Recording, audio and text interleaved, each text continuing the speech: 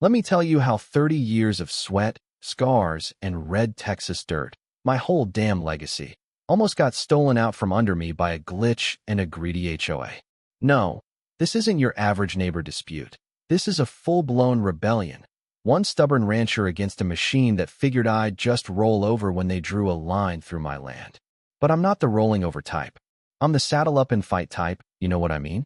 See, I bought this place with my bare hands and the last money my dad ever put in my pocket. 1,200 acres of wild Texas, creeks, pastures, mesquite trees older than the county line itself. I've buried dogs and a marriage out here, poured my best years into the dirt, argued with coyotes and droughts, and the occasional fence post that had it in for me. Up until last week, I figured that was the only trouble I'd ever see.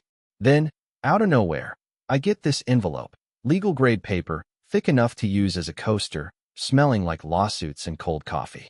No return address, just a P.O. box. I open it, and staring up at me is a letter from the Cedar Hills Homeowners Association.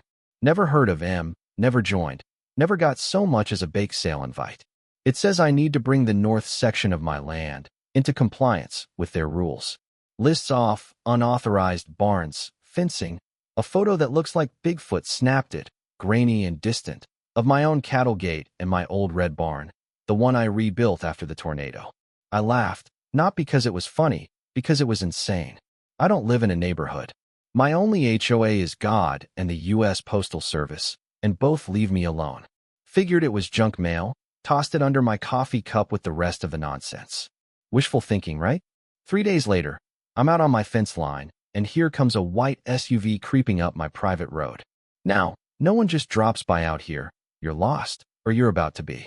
When she didn't turn around, I knew it was trouble. Out steps a woman who looked like she'd ironed her eyebrows, mid-50s, blonde bob so sharp you could slice cheese, khakis like cardboard. She's gripping a clipboard like it's the Holy Grail. "You must be Mr. Rhodes," she calls out, strutting toward me like she owns the place. "I must be," I answer. She introduces herself as Karen Lansdale, president of Cedar Hills HOA. Tries to shake my hand like we're politicians. I don't bite. She tells me I'm in violation of their development standards. I cut her off, say, "I got your threat letter. Save yourself the trip. I'm not in your HOA. My land isn't part of your development, and I've got deeds older than your haircut to prove it." She gives me that patronizing little smile. Then she flips to a map, official-looking, shiny lines, colored sections. She points out 500 acres, my land, labeled Cedar Hills, Phase 2 expansion. Apparently, their council voted to just include my land last year. According to her, it's entirely legal. If I don't comply, there'll be fines and, eventually, legal action. "Ma'am, do you have any idea how badly you're screwing up?" I ask her. She looks at me like I'm a stubborn cow in her way, starts lecturing about community cooperation. I nod toward her SUV, tell her to leave. She's trespassing. She warns I'll hear from their attorneys. I promise I'll frame the notice. When her SUV finally disappears, I stand there a long time. Not just angry, shocked. Somebody, somewhere, drew a line through my property and figured I'd just shrug. I head back, pull the deed out of the safe, and call Ben Walker. Old Army buddy, now attorney, meaner than a bull snake with a tax code. I send him the documents and a picture of her map. He calls back in an hour. "There's something fishy here," he says. "The county map shows part of my land under Cedar Hills, but the deed is clear as day." "Let me dig deeper," Ben says. I tell him to do it. I'm not about to lose half my ranch to a paperwork trick. Next morning, before I finish my coffee, Ben calls. "You're not going to like this," he says. Turns out, the county database is showing my 500 acres inside the HOA overlay because the planning department did a system upgrade and, get this, there was a glitch. A tech firm out of Austin handled the switch. Some land records never made the transition. The HOA saw an opportunity and pounced. Ben says they're using an old emergency clause meant for abandoned lots, claiming my property is up for grabs because of the map error. We file for a restraining order that day, freeze everything before they build a single thing. While the courts grind their wheels, I don't sit around. I ride the north line, snapping photos of every flag, every stake some jackass hammered into my dirt. I even find fresh fence posts and a pile of barbed wire. They're not just planning, they're starting. It lights a fire in my gut. That night, Right at sunset, a kid shows up at my gate. Early 20s, looks like he slept in a pickup. Name's Jeremy. He says, heard you might need a hand. He says he worked for a neighbor, needs work. I figure, better him helping than wandering. I give him the bunkhouse and a cot. Tell him if he works, he eats. He's good, maybe too good. Fixes fences, moves hay, even installs trail cameras without being asked. Asked a lot of questions, though. About my land, my legal trouble, where I keep old papers. I chalk it up to curiosity. Maybe I'm just jumpy. HOA ramps up. I get 3 more letters. Public nuisance, unauthorized livestock, $1,000 fines per day. Ben says the restraining order's likely, but tells me to watch my back. If they're this desperate, it won't stop at paper. That night, one of my cameras goes dark. The SD card's missing. Only people who know that spot are me and Jeremy. I check his phone, locked. I let it ride. Next morning, there's a drone buzzing my house. I step outside with my shotgun. Drone bolts like a scared rabbit. Jeremy watches, asks if they're really watching you.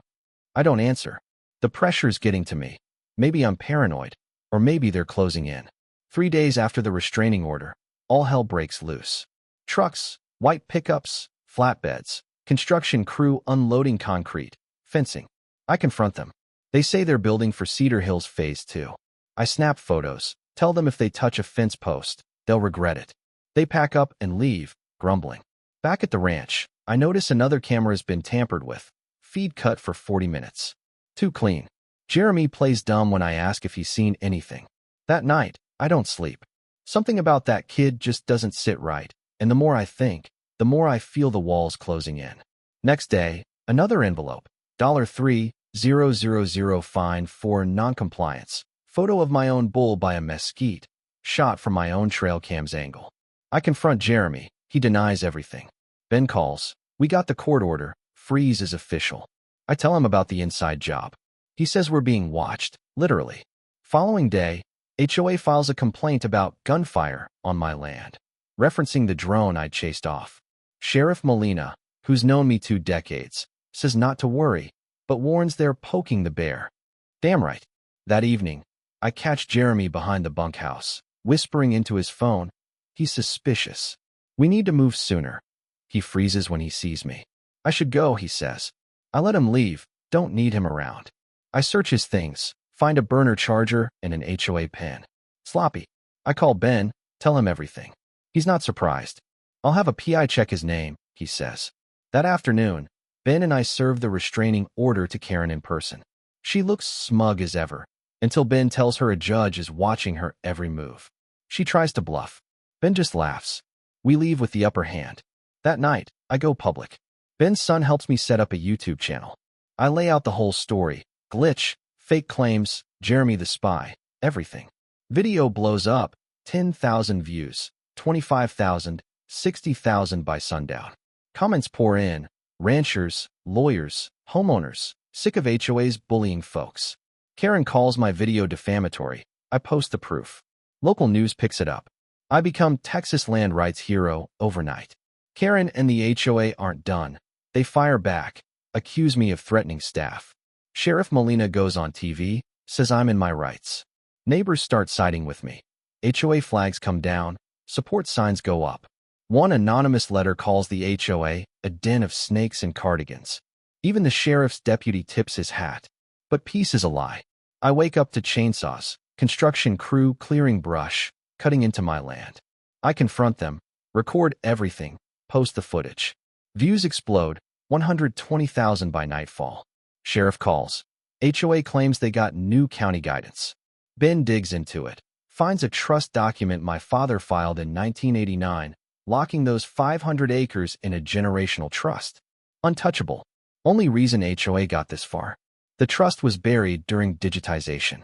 With proof in hand, I rally the neighbors. Turns out, Cedar Hills had their eyes on more land. 50, 100-acre lots, quietly annexing with glitches and overlays. We form a coalition. One neighbor maps out real lines. Another exposes fake environmental permits. This isn't just my fight. It's a damn land grab. Together, we go public, file lawsuits, hold workshops, press conferences. The pressure works. Karen resigns, but she tries to pivot. forming a private land consortium to push federal development. We file injunctions, go to court.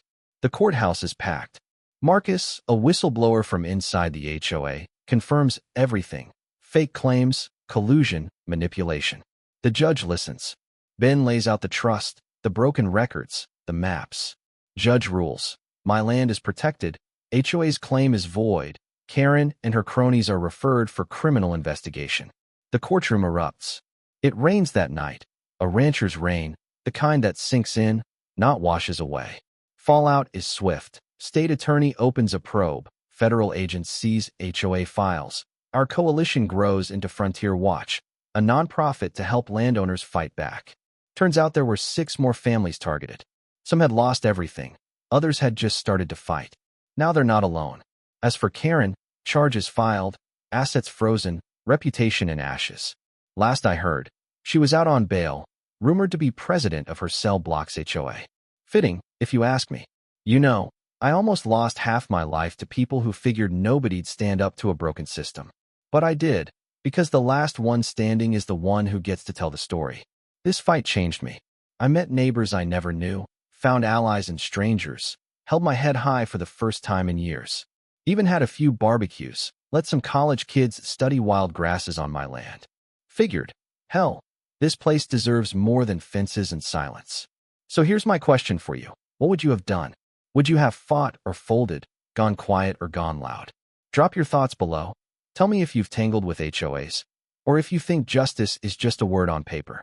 I'll be reading every one, because out here, the land remembers who it belongs to. And so do I.